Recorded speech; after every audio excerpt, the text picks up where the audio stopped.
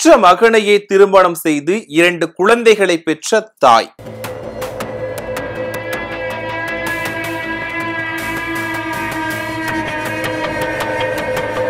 DNA ரிப்போர்ட்டால் வெளிவந்த உண்மை சம்பவம்.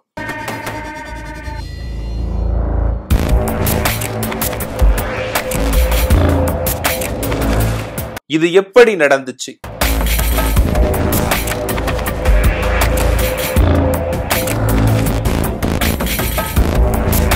இப்போ தாயும் மகனும் எந்த நிலைமையில இருக்காங்க அப்படிங்கறத பத்தி இந்த பதிவுல நாம விரிவா பார்க்கலாம்.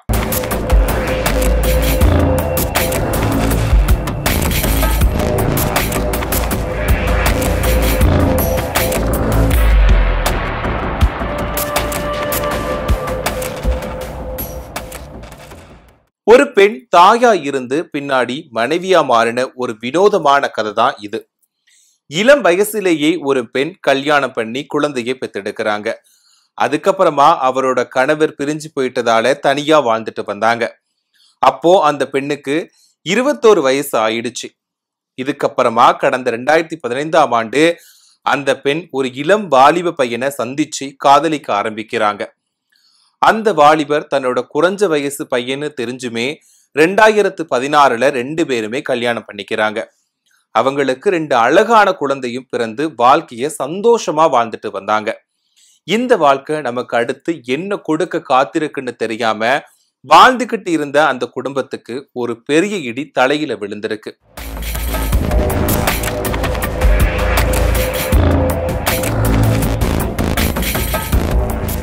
அதாவது ஒரு கட்டத்துல குழந்தைகளோட எதிர்கால பிளானுக்காக மொத்த குடும்பமுமே டிஎன்ஏ டெஸ்ட் எடுக்கலாம்னு முடிவு பண்ணியிருக்காங்க.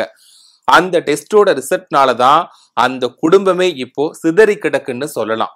ஏன்னா டெஸ்ட் ரிசல்ட்ல அந்த பெண் தன்னோட சொந்த மகனையே திருமணம் செஞ்சிருக்காங்கன்னு தெரிய வந்திருக்கு. பெத்த தாயையே மகன் கல்யாணம் பண்ணி குழந்தை பெற்றிருக்காங்கன்னு சொன்னா யாராலதான் ஏத்துக்க முடியும்? இது எப்படி சாத்தியம்னு கேள்வி எழுந்திருக்கும். இது எப்படி நடந்துச்சுன்னா, ஏற்கனவே சொன்ன மாதிரி அந்த பெண்ணுக்கு ஏற்கனவே கல்யாணமாகி கணவர் பிரிஞ்சு போயிருந்தாரு. அப்போ அவங்களுக்கு பிறந்த குழந்தைய குடும்ப சூழ்நிலை காரணமா அந்த பெண் தத்து கொடுத்திருக்காங்க. அதுக்கப்புறமா அந்த குழந்தை எங்க இருக்கான், எப்படி இருக்கான், என்ன பண்றான் அப்படின்னு இவங்க பார்க்கவும் இல்லை, அந்த குழந்தைய பத்தி தெரிஞ்சுக்கவும் இல்லை.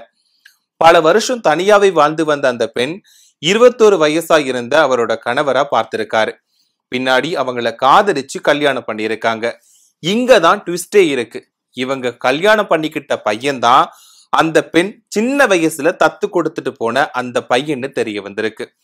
அது எப்படி ஒரு அம்மாவுக்கு அவங்களோட பையனை முன்னாடியே அடையாளம் தெரியலையான்னு கேள்வி எழுந்திருக்கும். இதனால அந்த குடும்பமே சிதறி போச்சுன்னு தான் சொல்லணும். நம்ம எவ்வளவு அழகான வாழ்க்கையில இருந்தாலுமே இரத்த உறவுகளோட இருக்கும் அந்த உணர்ச்சியை அழிக்க முடியாதுன்னு இந்த கொடூர சம்பவம் எல்லாருக்குமே உணர்த்தி இருக்கும். பெத்த மகனையே கல்யாணம் பண்ணி குழந்தை பெத்துக்கிட்ட அந்த அம்மா அவங்களுக்கு பிறந்திருக்கிறது பேர பிள்ளைங்கன்னு சொல்லுவாங்களா, இல்ல தன்னோட பிள்ளைங்கன்னு தாண்டு சொல்லுவாங்களா? இப்போ அந்த தாயும் மகனும் என்ன நிலைமையில இருப்பாங்க? இத பத்தி நீங்க என்ன நினைக்கிறீங்கன்னு மறக்காம உங்களோட கருத்துக்களை சொல்லுங்க.